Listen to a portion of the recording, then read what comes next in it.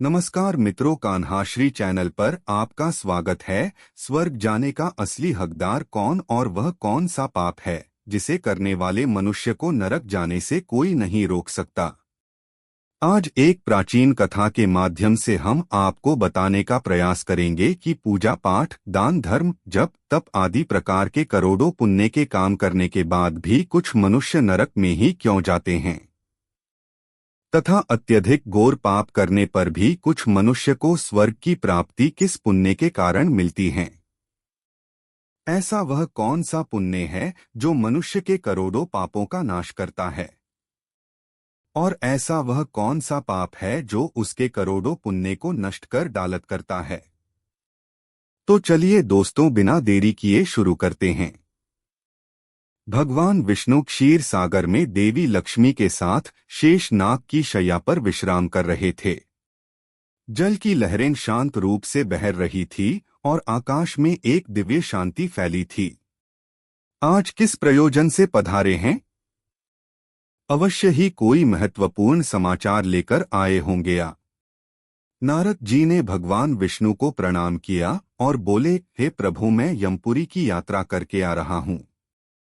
वहां मैंने एक अद्भुत घटना देखी जो मेरी समझ से परे हैं। मैंने देखा कि कुछ पुण्यात्माएं नरक में जा रही थीं, जबकि कुछ पापी स्वर्ग में। कई बार जो प्रकट रूप से पुण्य दिखते हैं वे भी पाप हो सकते हैं। इस विषय में एक प्राचीन इतिहास कहा जाता है जो आज मैं आपको सुनाता हूँ। इस कथा को सुनकर आपको आपके सभी प्रश्नों के उत्तर मिल जाएंगे। इसलिए आप इस कथा को सुनना मेरा सौभाग्य है।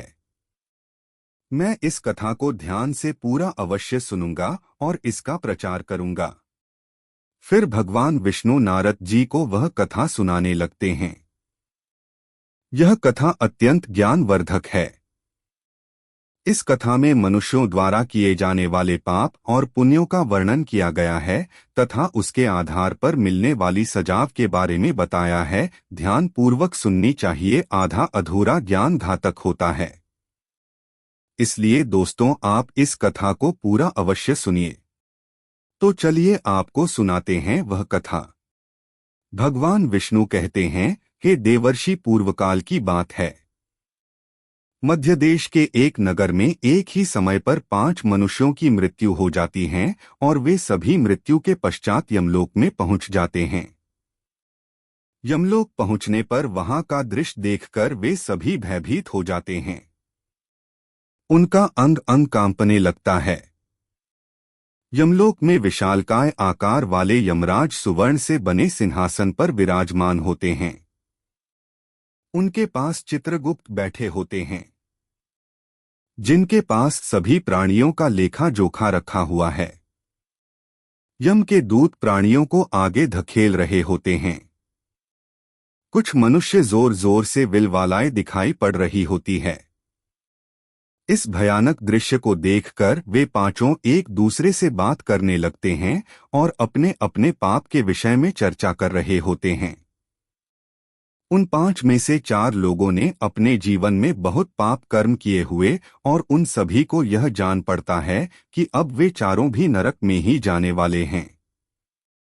उन चारों में एक चोर होता है, दूसरी विषय होती है, तीसरा विद्वान ब्राह्मण होता है, तो चौथा एक राजा का सैनिक होता है तथा 5वां एक धनवान किसान होत। वे पांचों अपने अपने कर्म फलों को भुगतने के लिए तैयार होते हैं। फिर एक एक करके सभी पापी और पुण्य आत्माएं आगे चल रही होती हैं। वे चारों एक दूसरे के पाप कर्मों के बारे में बताने लगते हैं। सबसे पहले वह चोर बोलने लगता है। उसकी आवाज कांप रही थी और उसके चेहरे पर गहरा पछतावा था। उसने गहरी सांस लेते हुए कहा, भाइयों, मेरा नाम हरिदास है। मैं जानता हूं कि मैंने जीवन भर बहुत पाप किए हैं। मैंने दूसरों का धन चुराया, उन्हें तकलीफ दी और कभी कभी उनका जीवन भी बर्बाद किया। मैं जानता था कि जो मैं कर रहा हूं वह गलत है, लेकिन मेरे पास कोई विकल्प नहीं था। मैंने चोरी से जो धन पाया उससे मैंने अपने परिवार का पेट भरा, पर अब मुझे इस बात का पछतावा है कि मैंने कितने लोगों को दुख पहुंचाया। अब यमराज मुझे दंड देंगे। मुझे डर है कि मुझे नरक की यातनाएं झेलनी पड़ेंगी। यह कहते हुए हरिदास की आंखों से आंसू बहने लगे। उसकी आवाज थरथराने लगी और उसका चेहरा अपराध बोध से भर गया। इसके बाद कमलिनी, जो एक वेश्या थी, अपनी व्यथा व्यक्त करने लगी। उसकी आवाज में भी दर्द और गलानी थी। उसने गहरी उदासी के साथ कहा, मेरा नाम कमलिनी है। मैं जानती हूं कि शास्त्रों के अनुसार जो स्त्री कई पुरुषों से संबंध बनाती है उसे नरक में भेजा जाता है, लेकिन मैंने यह सब जानबूझकर नहीं किया। जब मैं छोटी थी, एक दुष्ट व्यक्ति ने मुझे जबरदस्ती उठाकर वेश्या बना दी। अब मुझे नहीं पता कि मेरे इन पापों का क्या होगा। मुझे यह भी नहीं पता कि अगले जन्म में मुझे किस रूप में जन्म लेना पड़ेगा। मैं नरक, क्योंकि मैंने जो कुछ किया उसकी कोई माफी नहीं हो सकती। कमलिनी की आंखों से आंसू बहने लगे। उसकी आत्मा में गहरा दर्द था, मानो वह अपने पूरे जीवन का भार अपने कंधों पर महसूस कर रही हो। उसकी आंखों में वह पीड़ा झलक रही थी जिसे उसने सालों तक छुपाए रखा था। फिर सूर्यकेतु, जो राजा का सैनिक था, उसने बोलना शुरू किया। उसकी आवाज भारी और उदास थी, मानो उसे अपने जीवन के पापों का एहसास हो रहा हो। उसने दुख भरे स्वर में कहा, भाई, मेरा नाम सूर्यकेतु है। हम चारों में सबसे बड़ा पापी तो मैं ही हूँ। मैंने बहुत बड़े पाप किए हैं। मैं राजा का सिपाही था, इसलिए मैं लोगों पर जोर जबरदस्ती करता था। मैंने कितनों के प्राण लिए हैं, ना जाने कितने मासूम लोगों को सताया है, ना जाने कितने निर्दोष लोगों को मेरे हाथ से दंड मिला है। यमराज मुझे कभी क्षमा नहीं करेंगे और मुझे ये पाप करने पड़े हैं। हमारा राजा जो कहता था उसका पालन हमें करना पड़ता था। राजा के विरुद्ध भला कोई साधारण मनुष्य कैसे जा सकता है? ये सभी पाप करते हुए मुझे अत्यंत दुख भी होता था, और मैं जानता था कि ये पाप करने से परिवार के मोहवश होकर मैंने ये काम किया है। लेकिन पाप तो पाप होता है, पाप करके पश्चाताप करने का क्या फायदा? इसलिए मेरा नरक में जाना तो तय है। उसके बाद वो विद्वान पंडित बोलता है, भाई, हम चारों में से सबसे बड़ा पापी तो मैं हूँ। तुम लोगों ने जो पाप किए हैं वो जाने अनजाने में किए हैं, या किसी ने तुमसे जबरदस्ती करवाए हैं, या मजबूरी में किए हैं। लेकिन मैं तब पाप करता है वो निश्चित ही नरक में गिरता है। मैंने अपने ज्ञान का दुरुपयोग किया है। मैंने अपने ज्ञान का उपयोग लोगों की सहायता के लिए नहीं, बल्कि धन को कमाने के लिए किया है। मेरे घर की परिस्थिति अत्यंत गरीब थी। मेरे पिता विख पाप करता है, वो निश्चित ही नरक में जाना पड़ता है। मैंने लोगों को ज्ञान देने के बदले में उनसे धन लिया है, कभी किसी को मुफ्त में ज्ञान नहीं दिया। इसलिए आप चारों में सबसे बड़ा पापी तो मैं ही हूँ, और मुझे ही नरक में जाना पड़े। वाचस्पति के चेहरे पर पश्चाताप की गहरी लकीरें साफ दिखाई दे रही थी। उसकी आंखों में आंसू थे और उसका सिर शर्म से झुका हुआ था। वह अपनी आत्मा के बोर से टूट चुका था कि तुम लोगों को नरक में जाना ही पड़ेगा। तुम लोगों ने घोर पाप किए हैं, और इसलिए यमराज तुम लोगों को कभी माफ नहीं करेंगे। यहाँ पर मौजूद मैं अकेला ही सबसे अधिक पुण्यवान हूँ। मैंने अपने जीवन में बहुत पूजा पाठ किया है, ब्राह्मणों को दान दक्षिणा दी है। मैंने मृत्यु से पूर्व गाय का दान भी किया है, और अब मेरे सभी पुत्र पौत्र मेरी आत्मा की मुक्ति के लिए बड़े कार्यक्रम का आयोजन कर रहे हैं। वे मेरे लिए श्राद्ध, दान, तर्पण कर रहे हैं, यज्ञ कर रहे हैं। इसलिए मैं सबसे अधिक पुण्यवान हूँ। मेरी 3 पत्नियां और 10 पुत्र हैं। इतने लोग मेरी मुक्ति के लिए उपाय कर रहे हैं। और हाँ, मैंने अपने जीवन में कभी कोई पाप नहीं किया है, और जाने अनजाने में किए भी होंगे तो मेरे इसीलिए मुझे पूरा विश्वास है कि यमराज मुझे नरक में नहीं डालेंगे और मुझे मोक्ष की प्राप्ति निश्चित ही होगी। फिर वे पांचों धीरे धीरे आगे बढ़ने लगते हैं और फिर जब उनका समय आता है तो उन पांचों के पाप और पुण्य के कर्मों का मूल्यांकन किया जाता है। सबसे पहले बारी आती है उस चोर की जिसका नाम हरिदास था। हरिदास का हिसाब किया गया। चित्रगुप्त ने उसके कर्मों का लेखा जोखा निकाला और यमराज ने उसका पाप पुण्य का मूल्यांकन किया। कुछ समय तक विचार करने के बाद यमराज ने निर्णय लिया कि हरिदास को स्वर्ग का मार्ग प्राप्त होगा। यह सुनकर हरिदास आश्चर्यचकित हो गया। उसकी आंखों में विश्वास नहीं हो रहा था कि उसे स्वर्ग में स्थान मिलेगा। वह प्रसन्नता से स्वर्ग के द्वार की ओर बढ़ गया। इसके बाद कमलिनी की बारी आई। चित्रगुप्त ने उसके कर्मों का लेखा जोखा निकाला और यमराज ने उसके पाप पुण्य का मूल्यांकन किया। और कुछ देर तक विचार करने के बाद उसके पाप पुण्य का मूल्यांकन करके यमराज उसे भी स्वर्ग में जाने के लिए कहते हैं। फिर तीसरी बारी आती है उस सिपाही की जिसका नाम सूर्यकेतु था। चित्रगुप्त ने उसके भी कर्मों का हिसाब किया और यमराज ने उसका पाप पुण्य का मूल्यांकन किया। कुछ देर विचार करने के बाद यमराज ने उसे भी स्वर्ग में भेजने का आदेश दिया। सूर्यकेतु के चेहरे पर एक मिश्रित भाव था, पछतावा और प्रसन्नता। उसने अपने जीवन में किए गए पापों का दुख महसूस किया, परंतु वह भी प्रसन्नता के साथ स्वर्ग की ओर चल पड़ा। फिर चौथी बारी आती है उस विद्वान ब्राह्मण की जिसका नाम वाचस्पति था। चित्रगुप्त उस ब्राह्मण के कर्मों का लेखा जोखा निकालते हैं और कुछ देर तक विचार करते हैं। फिर यमराज उस ब्राह्मण को भी स्वर्ग में जाने के लिए कहते हैं। फिर वह विद्वान ब्राह्मण विचार करता है, मैंने तो पाप किया है, फिर मुझे क्यों स्वर्ग में भेज रहे हैं। वाचस्पति को भी यह निर्णय आश्चर्यचकित कर गया, परंतु उसने इसे स्वीकार किया और वह भी स्वर्ग की ओर बढ़ गया। उन चारों को स्वर्ग में जाता देख वह धनवान किसान बहुत दुखी और क्रोधित हो जाता है। वह सोचने लगता है कि ये कैसा न्याय है। इन पापियों को स्वर्ग जाने का मौका मिल रहा है, फिर मैंने जो पुण्य के काम किए हैं उनका क्या। पापी और पुण्यवान एक ही जगह पर डाले जाएंगे तो पुण्य करने का फायदा ही क्या। फिर उस धनवान किसान को यम के दूत जोर से धकेल देते हैं और कहते हैं, अरे पापी तू आगे चल, तुझे नरक में डाला जाएगा, यमराज तुझे माफ नहीं करेंगे।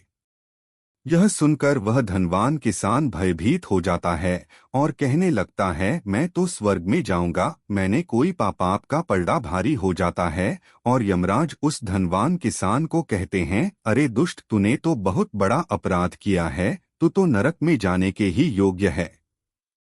इतना सुनते ही वह किसान थर थर कांपने लगता है और यमराज से कहता है, हे धर्मराज, पर तुम यह अन्याय है।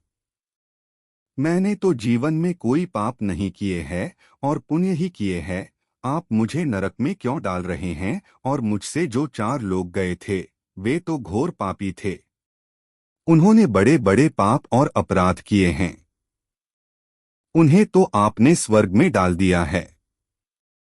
आप ऐसा अन्याय मेरे साथ क्यों कर रहे हैं। अगर ऐसा अन्याय होगा तो भले कौन सा मनुष्य धरती पर पुण्यफल नष्ट हो गया है। यदि तूने यह पाप नहीं किया होता तो तू स्वर्ग में जा सकता था, लेकिन तूने यह पाप जानबूझकर किया है, इसीलिए तुझे नरक में अवश्य जाना पड़ेगा। यमराज ने कहा, हरिदास ने अपने जीवन में चोरी की थी, परंतु उसने कभी किसी गरीब या निर्दोष व्यक्ति के घर चोरी नहीं की। वह केवल उन लोगों के घर चोरी करता था जो अमीर और अहंकारी थे। उसने अपने द्वारा चुराए गए धन का अधिकांश हिस्सा गरीबों और भूखों को भोजन कराने में खर्च किया। हरिदास का हृदय दयालु था और उसने अपने जीवन में कई भूखों को अन्न और पानी दिया है। उसके ये पुण्य उसके पापों से बड़े थे, इसलिए उसे स्वर्ग का मार्ग प्राप्त हुआ।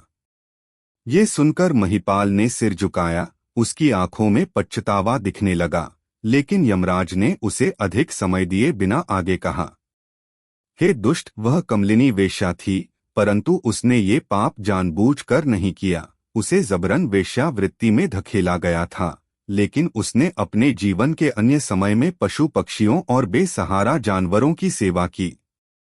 उसने हर रोज पक्षियों को दाना डाला और घायल जानवरों की देखभाल की। उसकी आत्मा में करुणा थी और उसके ये पुण्य उसके जीवन के पापों से अधिक थे, इसलिए उसे भी स्वर्ग में स्थान मिला। फिर यमराज ने कहा, उस सिपाही सूर्यकेतु ने अपने जीवन में अनगिनत लोगों के प्राण लिए हैं, परंतु वह अपने राजा के आदेशों का पालन कर रहा था। उसने कई बार अपनी आत्मा को यह समझाने की कोशिश की कि जो वह कर रहा है वह गलत है, लेकिन अपने परिवार की सुरक्षा और पेट पालने के लिए उसने यह काम किया। परंतु इसके बावजूद उसने कई बेसहारा लोगों की सहायता की। उसने कई बार गरीबों को भोजन कराया और अपने के पापों का पश्चाताप भी किया, इसलिए उसके पुण्य उसके पापों से बड़े थे, इसलिए उसे भी स्वर्ग का मार्ग की। यमराज ने कहा, उस ब्राह्मण वाचस्पति ने अपने ज्ञान का दुरुपयोग किया था। उसने धन के लोभ में आकर अपने शास्त्रों के ज्ञान का व्यापार किया, परंतु उसने अपने जीवन कभी किसी को मुसीबत में नहीं छोड़ा। उसने निर्धनों की सहायता की, गौ सेवा की और अपनी विद्या के माध्यम से कई लोगों का उद्धार किया। उसके ये पुण्य उसके पापों से बड़े थे, इसलिए उसे भी स्वर्ग का मार्ग प्राप्त हुआ। इतना सुनकर वह धनवान किसान बोलता है, हे धर्मराज, इन चारों ने जो भी पुण्य किए हैं वो तो मैंने भी किए हैं, बल्कि उनसे ज्यादा किए हैं। फिर भी मैंने ऐसा कौन सा पाप किया है जो मुझे नरक में भेजा जा रहा है? यमराज कहते हैं, हे दुष्ट, याद कर तूने उस अबला विधवा नारी पर गलत लांछन लगाया था कि उसने तेरे घर पर चोरी की है, और इसके साथ ही तूने उसके ऊपर कई अन्य गलत लांछन लगाए थे। उसे व्यभिचारिणी और वेश्या कहकर उसके चरित कर दिया है, और राजा ने उसे सत्य समझकर उस अबला विधवा नारी को मृत्यु दंड दे दिया था। महिपाल, तुमने जीवन में कई पुण्य किए, परंतु एक पाप ने तुम्हारे सभी पुण्यों को नष्ट कर दिया। तुम्हारा झूठा आरोप वह निर्दोष स्त्री पर जिसने उसकी जान ले ली, वह तुम्हारे सारे पुण्यों का विनाशक बना। मनुष्य के पुण्य और पाप दोनों ही उसके कर्मों का फल होते हैं, लेकिन दूसरों पर झूठे आरोप लगाने का पाप सबसे बड़ा होता है और इसका प्रायश्चित नहीं हो सकता, इसलिए तुम्हें नरक जाना होगा। महिपाल अब भयभीत हो गया। उसने कांपते हुए कहा, परंतु मैंने ऐसा जानबूझकर नहीं किया था। मुझे नहीं पता था कि मेरे इस आरोप से उसकी मृत्यु हो जाएगी। मैं केवल अपने धन की रक्षा कर रहा था।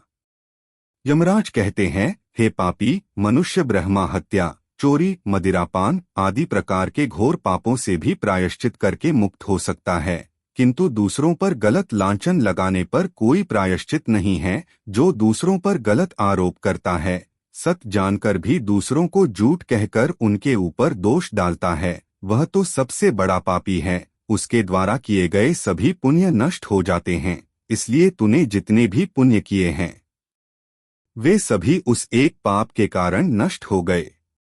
महिपाल की आंखों से आंसू बहने लगे। उसकी आवाज कांप रही थी जब उसने कहा, हे धर्मराज, मैंने अपने जीवन में अनेकों दान किए, देवताओं की पूजा की, ब्राह्मणों की सेवा की, परंतु यह एक पाप जिसे मैंने सोचा भी नहीं था कि इतना क्या कोई प्रायश्चित नहीं है जिसे मैं इस पाप से मुक्त हो सकूं। यमराज ने उसे कठोरता से देखा और कहा, नहीं महिपाल, तुमने अपने जीवन में उस निर्दोष स्त्री पर जो आरोप लगाए थे उनका परिणाम यह है कि तुम्हारे पुण्य सभी नष्ट हो गए।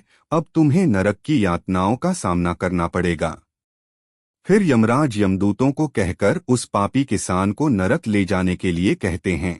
महिपाल यमराज के इस कठोर निर्णय से टूट चुका था। वह रोता बिलखता यमदूतों द्वारा नरक की ओर ले जाया जाने लगा। उसके मन में केवल पश्चातावा और गलानी थी। हे देवर्षि, इस प्रकार से उन चारों ने पाप करके भी उन्हें स्वर्ग की प्राप्ति हुई है, किंतु उस किसान ने जघन्य अपराध किया है। किसी अबला स्त्री पर गलत लांछन करके उसका चरित्र हनन किया है। एक स्त्री सदा ही पूजनीय है, जो भी पूजनीय है। जो विधवा दुखिया स्त्री को सताता है, उसे नरक में जाना पड़ता है। मनुष्य को कभी सत्य का मार्ग नहीं छोड़ना चाहिए। सत्य के मार्ग पर चलकर ही स्वर्ग की प्राप्ति होती है। असत्य का साथ देने से मनुष्य के सभी पुण्य भी नष्ट हो जाते हैं। तो दोस्तों, कभी किसी पर गलत आरोप नहीं करना चाहिए। सत्य जानकर भी असत्य का साथ नहीं देना चाहिए। जो दूसरों पर गलत आरोप डालता है, उसे यमराज कभी क्षमा नहीं करता है। उम्मीद है आपको यह कथा पसंद आई होगी। कमेंट में जय श्री कृष्ण जरूर लिखे। साथ ही कान्हाश्री चैनल को सब्सक्राइब करें। आप सभी का धन्यवाद।